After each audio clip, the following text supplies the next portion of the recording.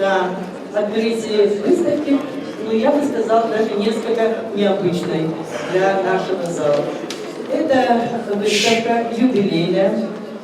Юбилейная, потому что студии изобразительного искусства Республиканского дворца молодежи вот в конце года исполнилось не больше, не меньше, как 40 лет.